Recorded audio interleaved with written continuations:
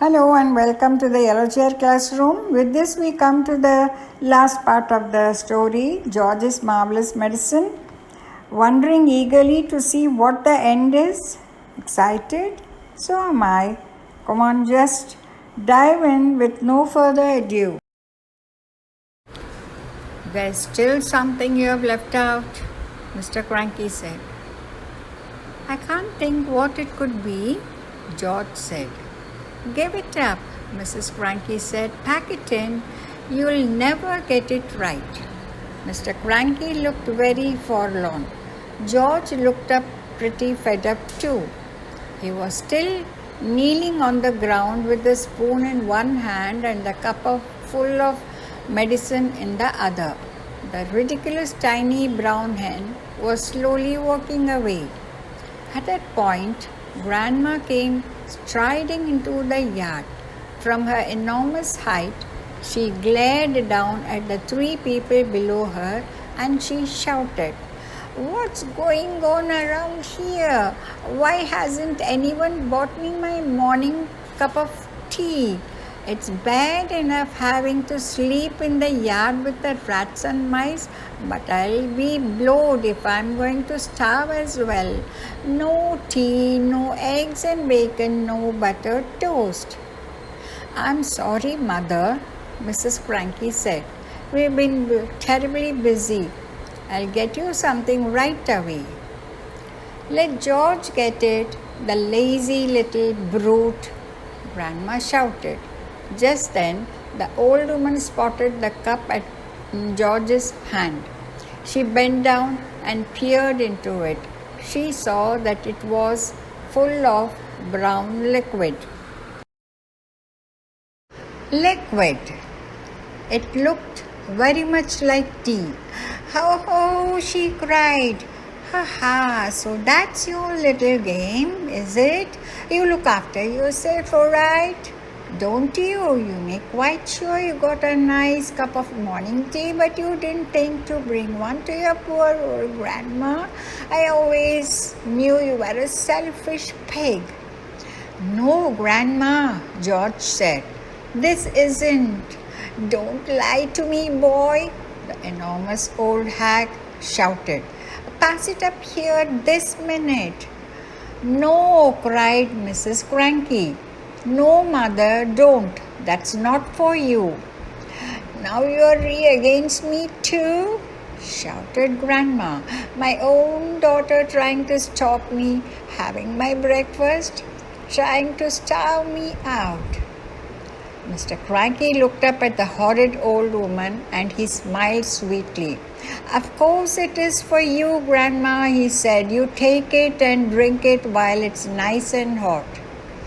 "Don't think I won't," Grandma said, bending down from her height and reaching out a huge horny hand for the cup. "Hand it over, George." "No, no, Grandma," George cried out, pulling the cup away. "You mustn't. You're not to have it." "Give it to me, boy," yelled Grandma. "Don't," cried Mrs. Cranky. "That's George's Marvellous. Everything is George's round here," shouted Grandma. "George is this, George is that. I'm fed up with it." She snatched the cup out of little George's hand and carried it high up out of reach. "Drink it up, Grandma," Mr. Cranky said, grinning hugely. "Lovely tea." "No," the other two cried. "No, no, no." But it was too late.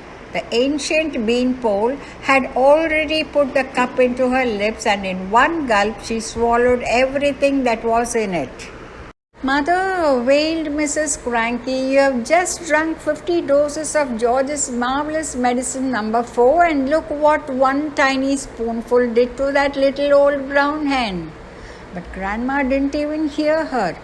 Great clouds of steam were pouring out of her mouth and she was beginning to whistle. "This is going to be interesting," Mr. Cranky said, still grinning. "Now you have done it," cried Mrs. Cranky. glaring at her husband. "You cooked the old girl's goose." "I didn't do anything," Mr. Cranky said. "Oh, yes, you did.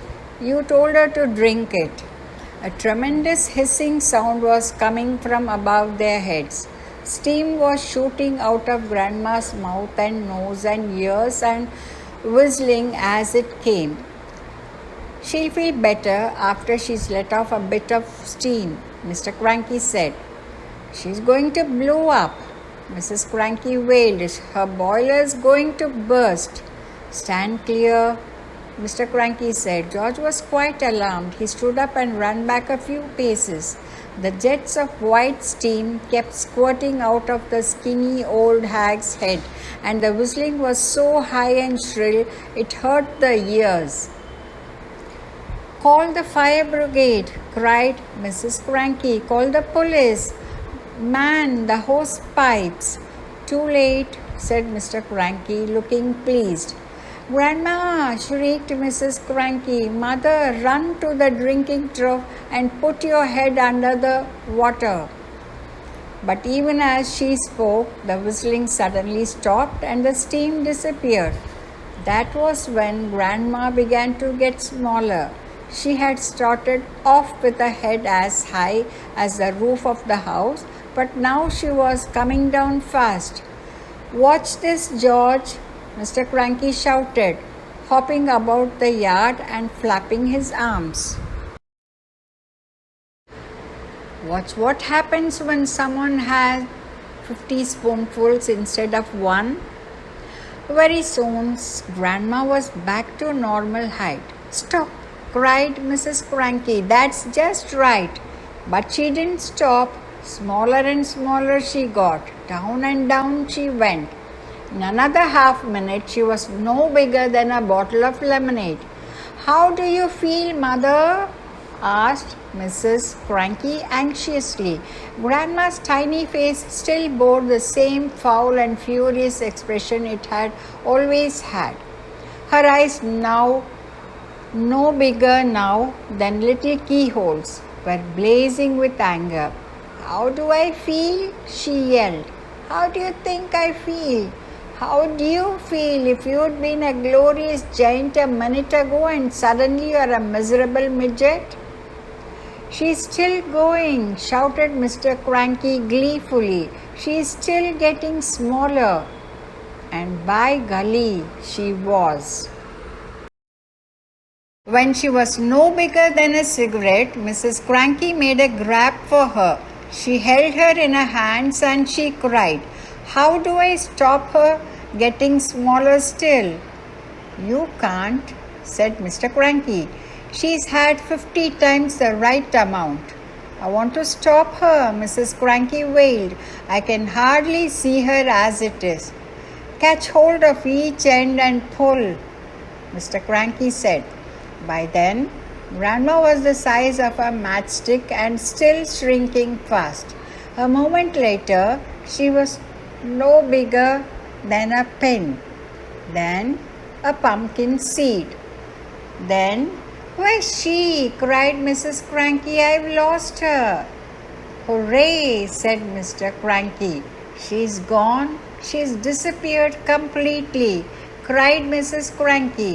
"That's what happens to you if you're grumpy and bad-tempered," said Mr. Cranky. "Great medicine of yours, George."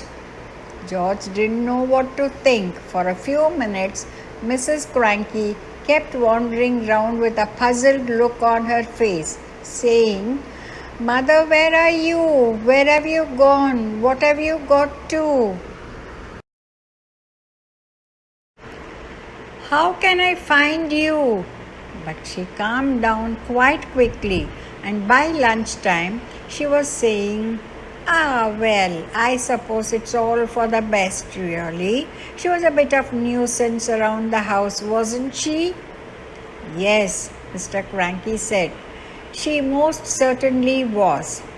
George didn't say a word. He felt quite trembly. He knew something tremendous had taken place that morning. For a few brief moments, He had touched with the very tips of his tiny fingers the edge of magic world.